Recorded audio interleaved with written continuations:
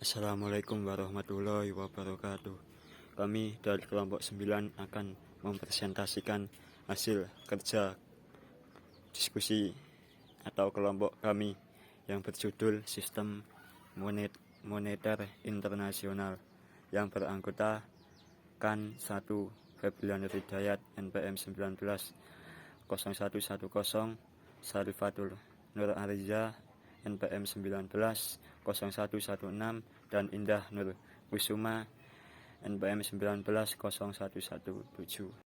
Definisi sistem moneter internasional merupakan sistem keuangan yang berlaku untuk semua negara di dunia yang membahas tentang pembayaran atas transaksi lintas negara dilaksanakan.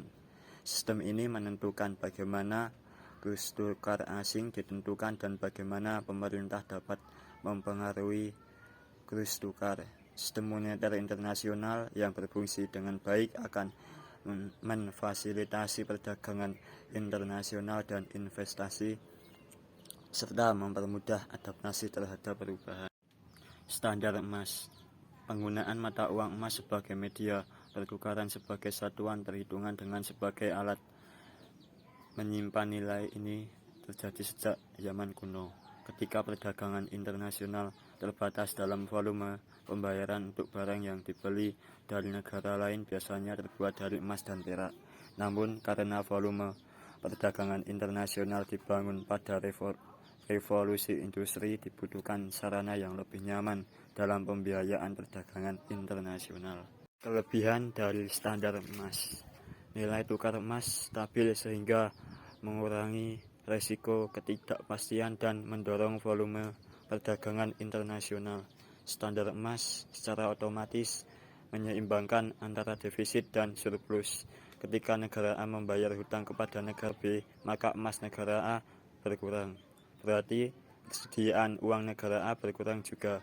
Bila uang berkurang, maka harga akan turun dan menyebabkan produksi ekspor bertambah. Sebaliknya, di negara B terjadi penambahan emas. Meskipun sistem standar emas memiliki berbagai keunggulan yang menjadikan alasan kuat untuk diterapkan dalam perekonomian negara, tetap saja ada kekurangan di dalamnya. Kekurangan dari standar emas itu sendiri yaitu ada negara yang mengeluarkan emas akan menghadapi masalah pengangguran, karena dilihat dari jumlah emas yang terbatas, bahkan cukup langka dapat mengancam persediaan emas suatu negara. Kemudian ada ekonomi berjalan baik jika cadangan emas banyak. Jika cadangan emas sedikit, maka ekonomi akan berjalan tidak stabil atau tidak baik. Sistem ternyata tidak dapat berjalan secara otomatis. Sistem Bretton Woods. Sistem Bretton Woods adalah sebuah sistem perekonomian dunia yang dihasilkan dari konferensi yang diselenggarakan di Bretton Woods. Kesepakatan yang dicapai di Bretton Woods mendirikan dua lembaga multinasional, yaitu yang pertama ada Dana Moneter Internasional atau IMF, dan yang kedua Bank Dunia. Perjanjian Bretton Woods menyerukan sistem nilai tukar tetap yang akan diawasi oleh IMF. Jadi, semua negara diminta untuk memperbaiki nilai mata uang mereka dalam emas, tapi juga tidak diharuskan untuk bertukar mata uang mereka untuk emas, hanya dolar yang masih dapat dikonversikan menjadi emas dengan harga senilai 35 US dollar per ounce. Aspek lain dari perjanjian Bretton Woods adalah komitmen untuk tidak menggunakan devaluasi sebagai senjata kebijakan perdagangan yang kompetitif. Adapun peran dari IMF, yang pertama, untuk mempertahankan nilai tukar yang memungkinkan negara dan warganya untuk bertransaksi satu sama lain. Hal ini dilakukan dengan menjaga aturan pertukaran yang teratur dan tertata di antara anggota, dan juga untuk mengesampingkan depresiasi nilai tukar kompetitif yang tidak perlu.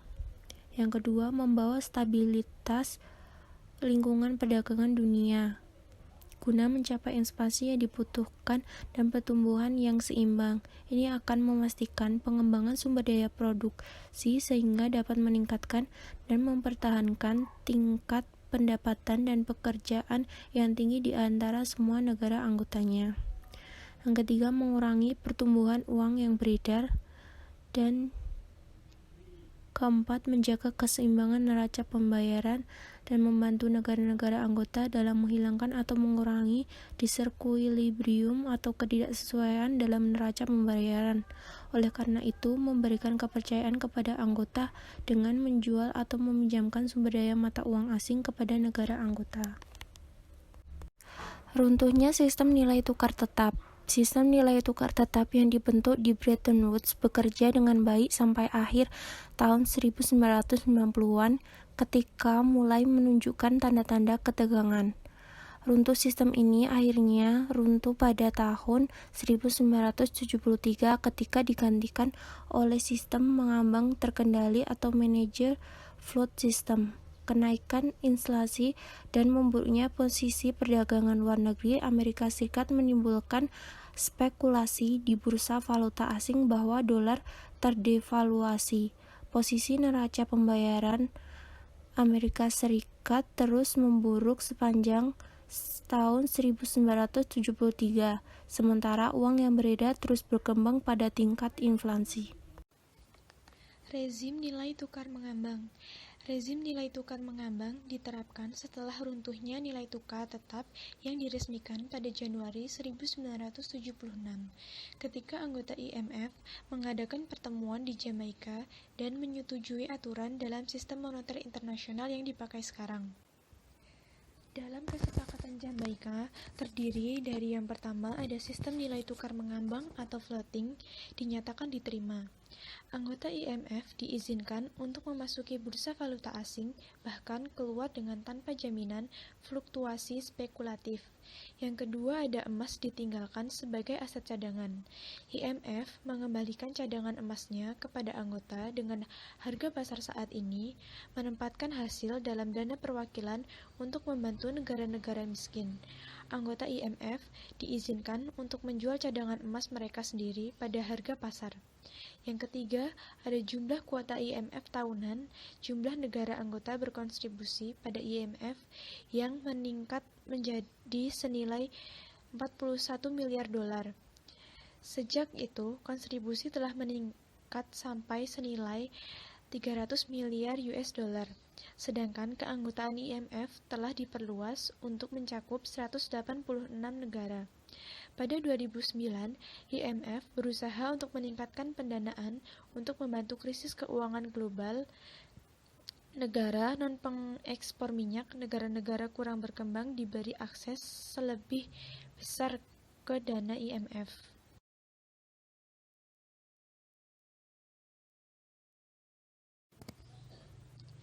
Rezim nilai tukar dalam praktiknya.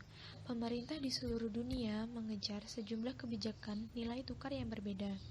Hal tersebut berkisar dari mengambang bebas yang murni, di mana nilai tukar ditentukan oleh kekuatan pasar, untuk sistem patokan yang memiliki beberapa aspek sistem nilai tukar tetap Bretton Woods sebelum 1973. Sekitar 14% anggota IMF memungkinkan mata uang mereka untuk mengembang bebas, dan 26% lainnya mengintervensi hanya dalam pembatasannya. Nilai tukar mengambang terkendali.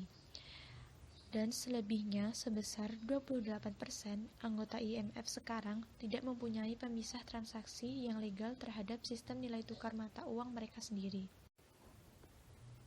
Pengelolaan krisis oleh IMF. Fungsi asli IMF adalah untuk menyediakan sebuah gedung uang di mana anggota bisa meminjam selama jangka pendek untuk menyesuaikan posisi saldo neraca pembayaran dan menjaga nilai tukar mereka.